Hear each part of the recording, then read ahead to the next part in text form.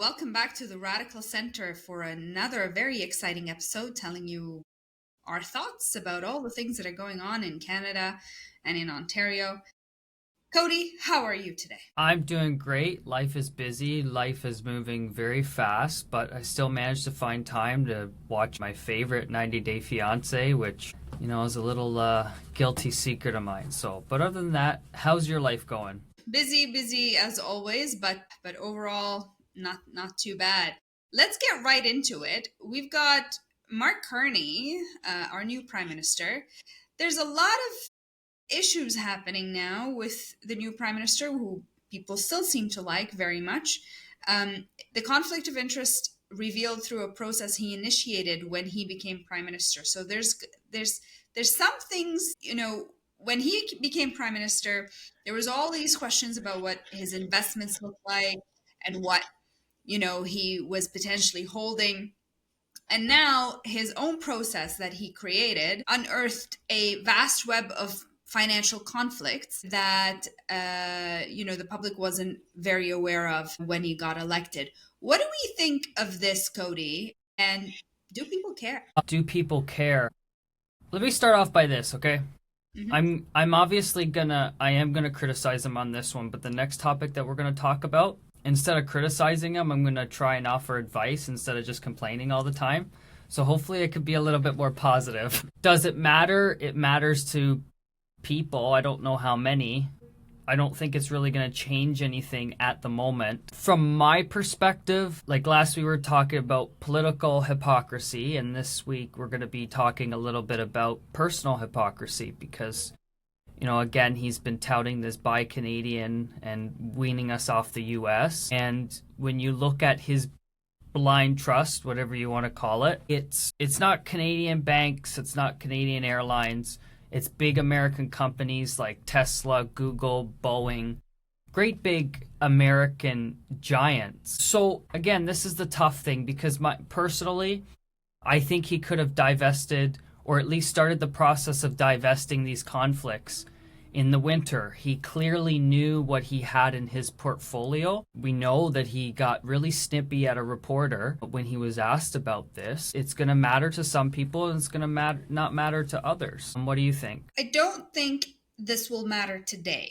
This is the kind of thing where you have to create an image, a persona kind of in a situation. I'm trying to put this into words that make sense. One thing like this will not matter. But if this is the beginning of multiple mistakes or things that weren't shared publicly or whatever it is, then that creates an image, that creates a story that the opposition can tell about him, right? But right now, he was well known to be a guy who has done very well and has been very successful, right? It is not surprising that he has investments. It is not surprising that they, include large companies that have done very well. None of this is surprising information for anyone. Why would anybody be surprised by that? And I don't envy him. I mean, I hope everybody makes a lot of money in this world. And if he did it through capitalism, like I strongly support, then I've got no problem with that. I like what you said there about it being one thing, and if it becomes repetitive, that it could be a bigger issue. And if we remember going back, we talked about this during the leadership, and when the Conservatives were trying to make a big heyday about Brookfield, and what I said was along the lines of what you said, and that is this is not really going to matter that much unless it builds up. Now, when it comes to a blind trust and whatever the hell that means, he'll tell you that he doesn't necessarily manage the blind trust, which is true. That's true. He doesn't manage it. But just because you can't make individual decisions doesn't mean your decisions or your policies can't affect the value. I mean, I think by virtue, his presence, his procurements, policies and whatnot, they, could affect the stock, right? I know that people are going to criticize him because just recently they had an announcement supporting a major investment into this Buy Canada initiative, and it could affect and it could benefit Brookfield. So the crucial question, though, is what I think people need to understand. I think the bigger the bigger issue is not just Mark Carney. The question is, if there is a conflict of interest and he breaks the rules, then what's the punishment? What's the penalty for breaking these rules? You know, if this blind trust isn't so blind and he does end up financially benefiting from, you know, his decisions, his procurements, or whatever his government does, directly or indirectly, what happens to a public official in Canada? And I think the bigger conversation has to be around what the punishment is for that, because there are rules, but what's the punishment? Is it a slap on the wrist? Is it a fine? How is it enforced? Pretty sure Trudeau broke the conflict of interest rules a few times. I think so. He might have once or twice, and there wasn't much accountability. So I think that's the real question here. I think it depends on the extent of you know what happens. Look, Carney is not the first prime minister to have investments. He's not the first politician to have investments. It's just, you know, everybody had, you know, not everybody, but, you know, a large proportion of the population has investments in stocks and stuff like that. So I think, you know, it's easy to be really hard on him when he is clearly trying to follow the rules. It was his own process that, you know, unearthed all of this for everybody to be talking about it today. And the reality is he's going to get political scrutiny over the timing and the scale of the disclosures, and that's fine. But in all honesty, it's not going to make a difference. Unless there's a repeated pattern of behavior that you can create a story or build a narrative out of, nobody cares.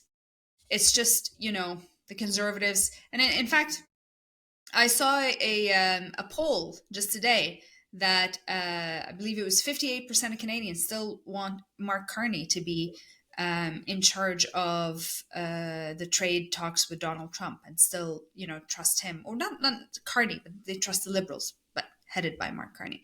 So in any case, I don't necessarily think this is going to make a huge difference. But again, Carney has to watch it and make sure this doesn't become a narrative.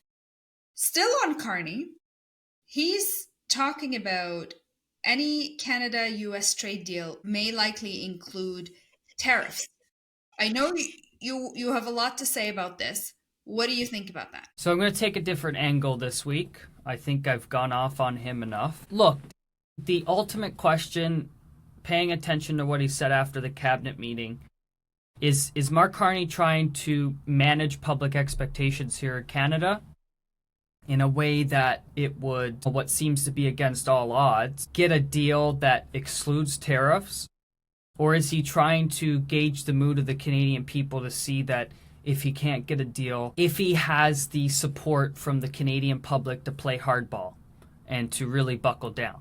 And honestly, it could be either. Look, I realize that the Prime Minister at any time has a tough job. But he set the expectations, not the Conservatives, not the naysayers, and certainly not armchair quarterbacks like myself. I often find myself, like you just said, criticizing his approach to Donald Trump. And it's because when it comes to Donald Trump, I have a pretty good hunch as to what he's going to do.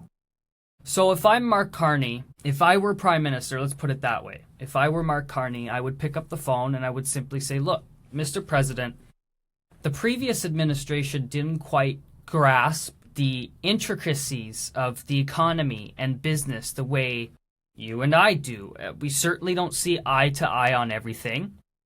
I believe, you know, there's common ground to be found, but we've already began to step up our efforts in addressing some of these issues at the border, increasing military funding, and all this. And again, while this is a long, like the Americans have a long list of legitimate grievances on all three of those areas. We can argue all day over the extent, the size, how big, how small. But I think the key has got to be to say, look, Mr. President, I just took over.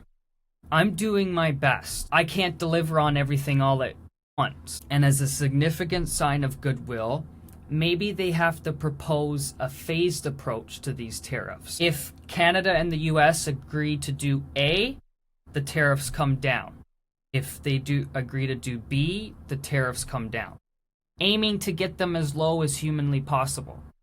You don't have to love or hate Donald Trump, but you do have to understand this fundamental truth that countries who have moved swiftly to make these deals, they've walked away with better outcomes. Countries who hesitate to make a deal with him on both sides of the coin, whether it's Iran or Ukraine or Russia or any of these other things, they find it exponentially harder to reach an agreement because by then Donald Trump feels like he's being pissed around the corner. So that's kind of what I would say. What do you think? Am I right to think that he could be managing expectations? He could be seeing what he can do, like the latitude that the Canadian public is going to give him?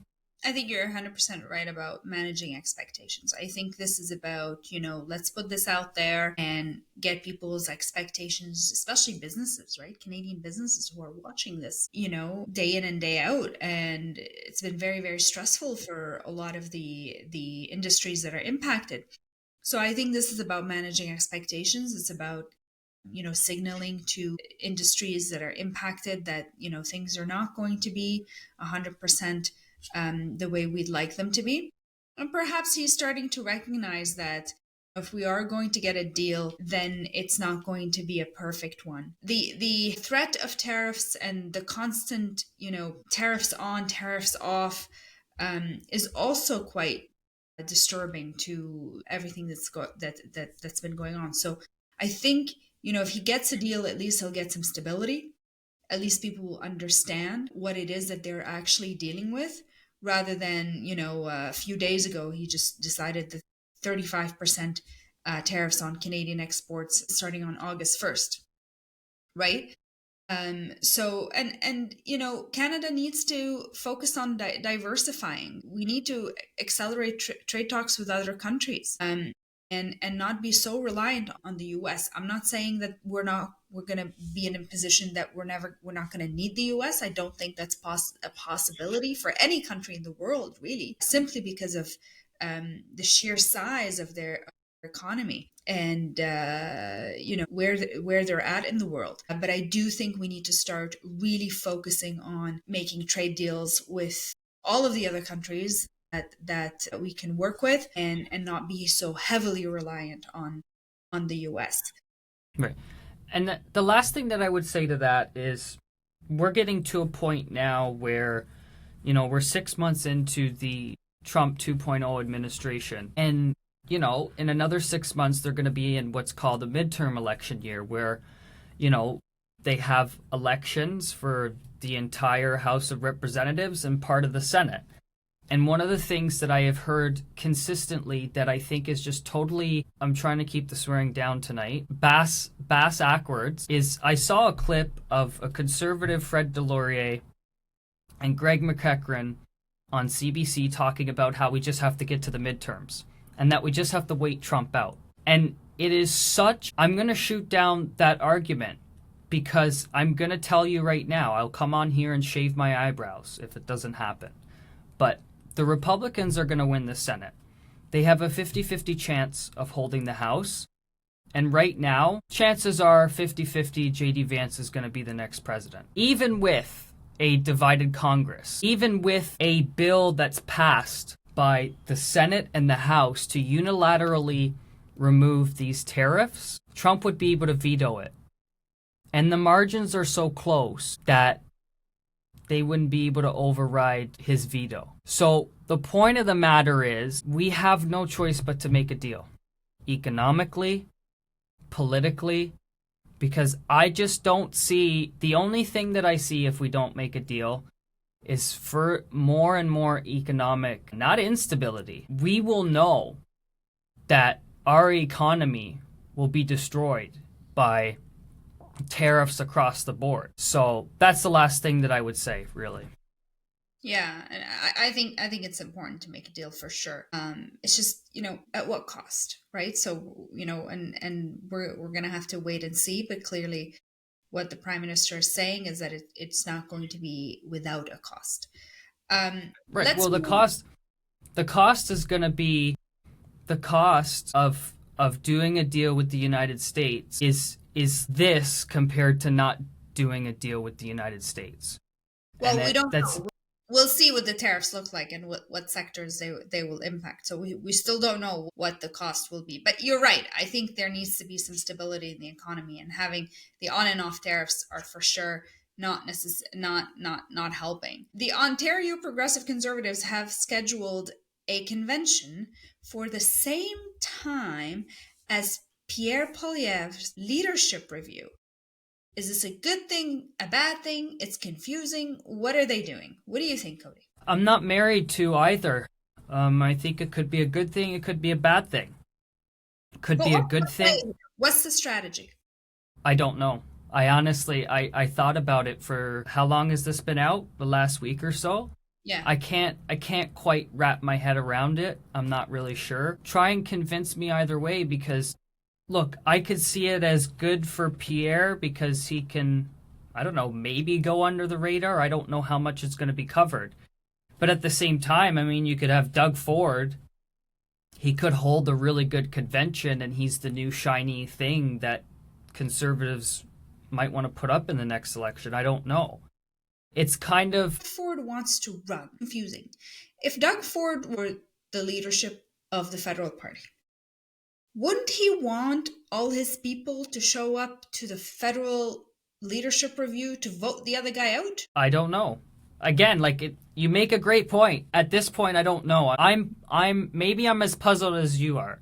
I think we're both puzzled because it makes no sense. I mean, I understand that it's a signal of autonomy that we are different. We're a different party. We're not the same. But it does inevitably force members to choose a convention to go to, unless they're in the same location. They're not in the same location, are they? No clue.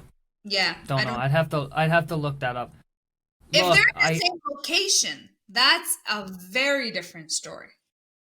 Because then, I mean, if they're both in Toronto, then, or in Windsor or whatever, if they're both in Ontario, then you could see a potential of the entire Ontario PC convention showing up, voting against Pierre or for him, whatever they decide, but likely against him, and then going back to their party. You could see that. It just makes no sense otherwise. We'll talk more about this, I'm sure. What if we're going to wrap this up, so let's just leave this out in the ether. Yeah. What if there's only going to be one convention? No, they're separate entities. No, I'm not saying merging.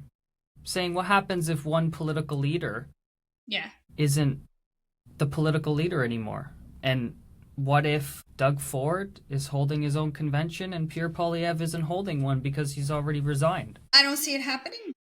But good point. But let's move on. We're both confused. I think we can settle on confusion for now. We will, which is the first time, because we just don't get it. Yeah, we don't get Doug, it. No. Doug, we don't know what you're doing. Just kind of tell us what's happening. What's the plan here? Another big story.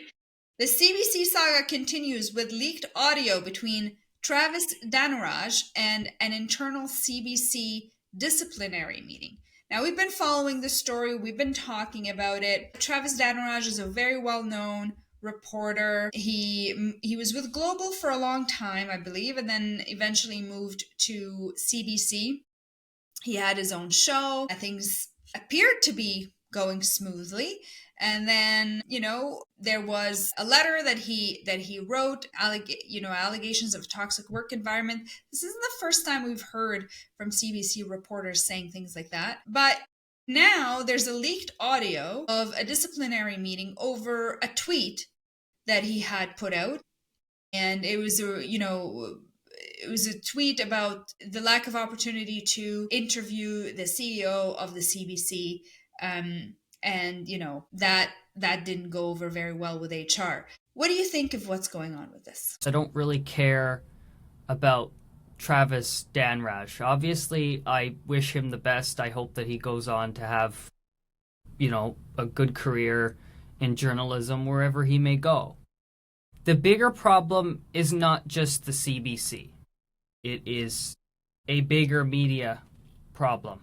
The CBC is government funded, like a lot of media organizations at the federal, provincial, and municipal level, because there are municipal governments that fund local papers as well. The broader conversation is when you have the government funding media organizations and there's a perception of bias towards one side, how do you correct that?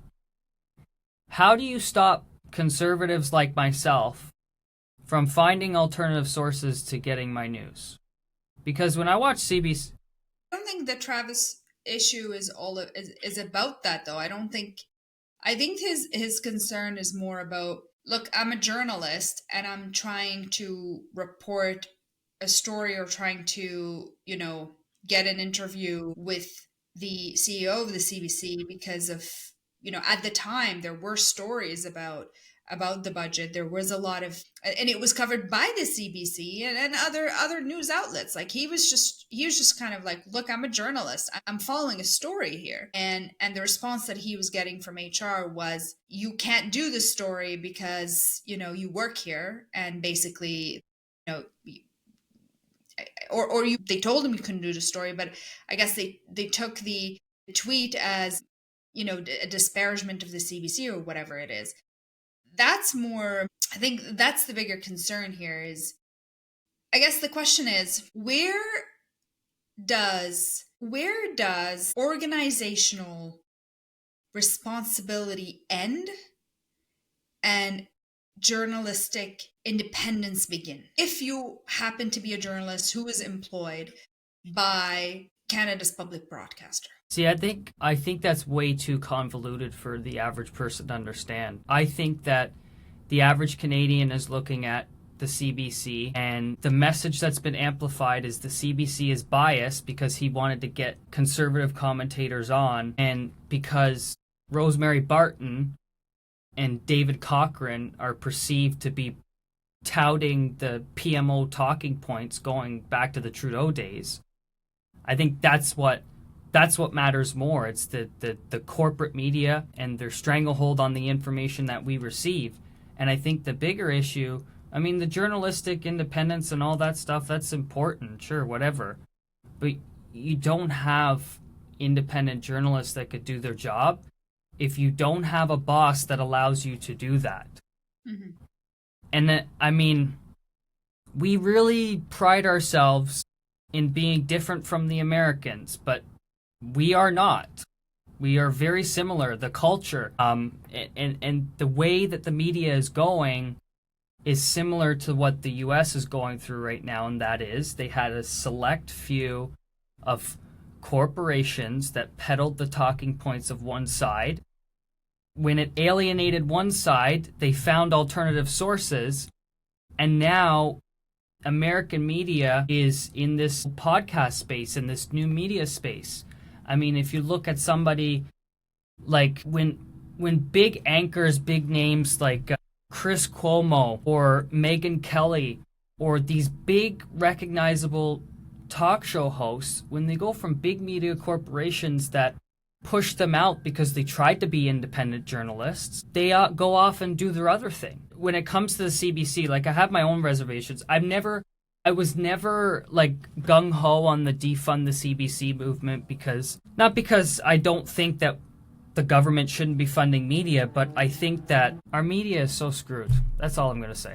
I think the landscape's changing, and it's all about, like, I think in 10, 15 years, it's going to be entirely unrecognizable. And I think that has a lot to do with the change in behavior and how we consume news and how we find news. People aren't sitting in front of their TV waiting to hear the 6 o'clock news anymore. They're just not, right? Like, they're just not. It's just like I could get it on TikTok. Like, I know that sounds stupid, right? But it's not. It's the reality, right? People get their news from Twitter, from TikTok, from not Instagram apparently, because they don't like our news on Instagram, from Reddit, from a lot of different sources, from newspapers directly, not like, waiting for the newspaper to arrive in the mail, but I mean, like, subscribing to a newspaper and getting their daily their daily roundup or whatever. But it's just the way it is. Like, things are just changing, and I think that's just part of, the The evolution of landscape. It's yeah. the landscape. Like, there's just nothing you could do about it. You can't sit there and be upset by it and want it to. But the conversation about whether we have a public broadcaster or not, I don't think necessarily is the big thing here, because public broadcasting can change. It could look different, right? It doesn't have to be the same way. It could look very similar. They could start a whole bunch of different podcasts, and that could be part of the public broadcasting. I think the issue is the management and how things are being dealt with, and I think there's been concerns raised, time and time again. And I think those are the things that need to be dealt with. And look, I'm not saying that. I think that CBC gets way more scrutiny than any other media outlet because they're the public broadcaster. I can't imagine that, everybody else is completely perfect. But I think there's just they're under a bigger microscope, which is fair. They should be. I think it's fair. They should be. But again, I think this is more of a management issue, and perhaps there needs to be some regulations about journalistic freedom in this country, and what that looks like, and protections around that. And that's going to require it's going to require the CBC to make tough decisions. They're going to have to say, look, David Cochran and Rosemary Barton, you guys have to change your commentary, or not commentate at all and just provide the news, or you're gonna have to go. And I think that Travis Dhanraj, I think that he was fair. I don't have any problem with him at all. The problem that the CBC will face is if they do try to adapt, like a CNN did, where they tried to invest a lot of money into more like a streaming or an online and a podcasting. They totally failed because people lost trust in their network. So the CBC, and I hope that Mark Carney, he says that he's asking Crown corporations, including the CBC, to find efficiencies. And I hope part of finding efficiencies is an overhaul of the management system. And it is going to require firing some people. Firing people if they're not willing to change their ways. So, I mean, I don't know. I think the CBC and the way that the corporate media landscape is, that's the broader conversation as opposed to one person. He's shedding light on it, like, whatever. Like, he's shedding light on it, it's fine. But I think that this conversation is bigger than just the CBC as well. So yeah, for sure. And with that, we will leave you today. We hope you enjoyed this episode of the Radical Center. We will bring you more episodes, and we will keep this going. And we hope to see you again very soon. Cody, thank you for joining me again, as always. And I look forward to our upcoming episode. Thank you. Take care, everyone.